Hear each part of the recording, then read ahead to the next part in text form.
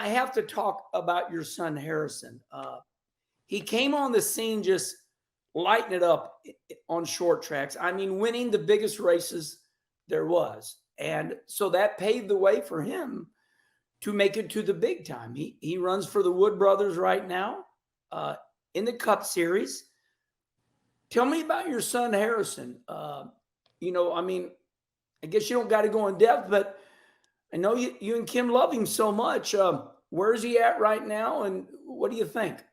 Well, they've not had the success that they want to have and that they obviously need to have, and at the Cup level, getting here, he did. It's kind of funny. He won everything he sat in, and I mean, at 8 years old, he's running around the country winning. Like he's won a lot of races, and K&N, ARCA, late models, quarter midgets. Like he won a lot of stuff and did it. It was fast. Yeah. Like fast, smart. Like this is he's got the whole package. And then he went and ran his first full year at KBM at Kyle's place. And he and Todd Gilliland, and they were both lighting up, ARCA, K&N. They were, contending for the wins, having incredible races, racing against each other, big rivals, didn't really like each other enough. Now they're best friends. Didn't really like each other that much. They go to KBM together, and neither one of them is having success. And most people went to KBM just lit it up, right? And neither one of those guys were doing it for whatever reason. And that became public. Kyle said some things publicly, and that put a lot of pressure on those two young men, which ultimately was fine, right? It taught them at a young age, Herm, younger than we had to learn. Things that you went through. Oh yeah. And it made them tougher, it made them stronger. And then, so he and Todd both, got through that, and it made them stronger, it made them tougher. It was a great experience for them. They were driving really good equipment, but they weren't having the success that they needed to have for whatever reason. And when you're at a big team that's used to winning races and you're not, it's going to fall on your shoulders. Yeah. That's how it is. That's just simply how it is. And so, so then the next year he went to Gibbs and just had a great year. Rookie year, won 4 races, broke Carl Edwards' record for the best start and for a rookie driver in the Xfinity Series. Just lit that up, and then went to Cup, and it has not gone as well as anybody wants it to. The Wood Brothers, Harrison, the Penske organization, it just obviously they haven't been as good as they need to be. Really with he and Cindric both, both of those guys have struggled getting up to speed, bringing consistent speed the way that their teammates have been able to. So it is what it is. They've got to find a way as a race team to be better, and Harrison's got to find a way for him to be better, and they collectively got to find a way to do it together. And the talent's there. You don't lead the most laps of the Snowball Derby. You don't sit on the pole for the Derby. You don't done it all. Yeah, you don't do all the things that he has done and not have talent. And however, it is a different world. Yeah. And we talk a lot about, and lately the conversation, has been about how much practice asphalt late model guys get.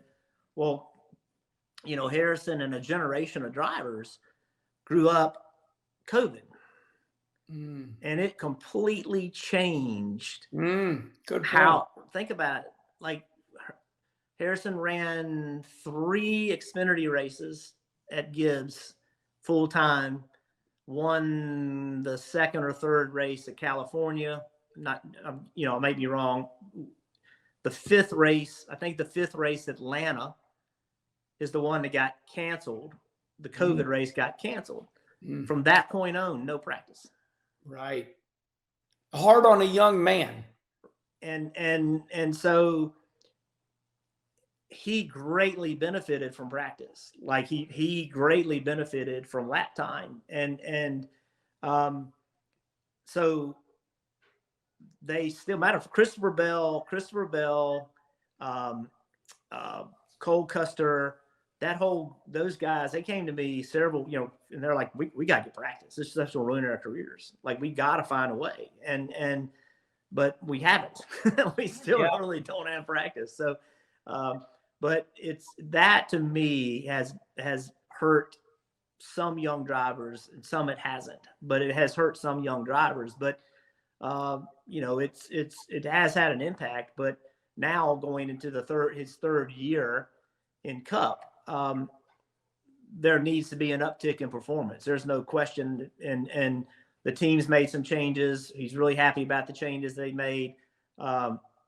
But he gets along with everybody. You know what I mean? He hadn't become an ass just yet. You know what I mean? It'll happen. Yeah. But we really don't want him to go through what we went through.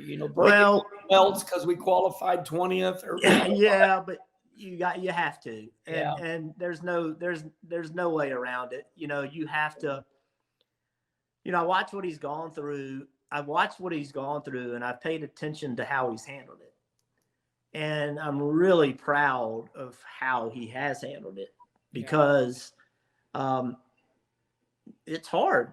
Like you and I know incredible what he's going through. Yes. Because we've both done it. Right. And it's actually pretty interesting. Somebody put on social media, Twitter, X, whatever the hell it's called. Yeah. My first 2 years stats compared to his first 2 years stats. Yeah. And it's pretty eerily similar. And it's an example of, and Dale Jarrett reminds me of this all the time. If Dale Jarrett hadn't have been given enough time, he would not be a Hall of Famer.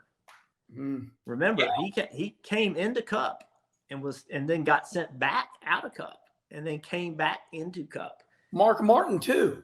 Mark Martin. And so Dale Jarrett reminds me, Dale watches Harrison a lot. And he tells me all the time, look, man, that kid can do it. He just needs time. He's doing a lot of things well. He just got to connect all the dots. And fortunately, the Wood brothers have, they see his work ethic. They see his dedication. They see his desire. They all see that. And so, they're like, hey, this guy deserves a shot to make this happen. So, he's going to get a shot, and they got to go make some stuff happen. Yeah, I think it's fantastic. I think of all the drivers in this next gen car who have popped up and, have had dry times and started winning. I expect, him to be great. I really do, just because I love racing and I watched how fast he was in every division he ran. I just wanted to hear what you had to say. I know how much you and Kim love your boy and your daughter.